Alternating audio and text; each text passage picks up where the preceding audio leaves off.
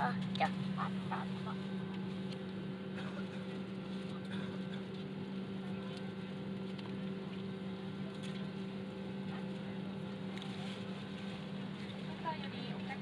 ご搭乗確認いたします。お座席が2の D のお座席、2の B の通路側のお座席、柴田邦彦様、柴田邦彦様、いらっしゃいましたらお近く地上係までお知らせください。2の D のお座席、柴田邦彦様、いらっしゃいましたらお知らせください。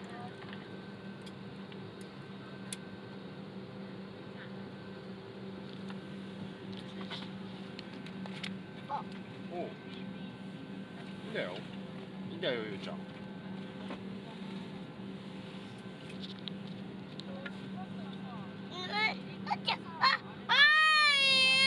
どうした？閉めて。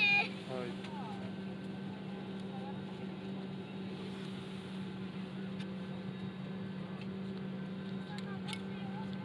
これ飛行機なの？そうだよ。キャビンクルーは出発に備えて客室を準備してください。まだ運転するの？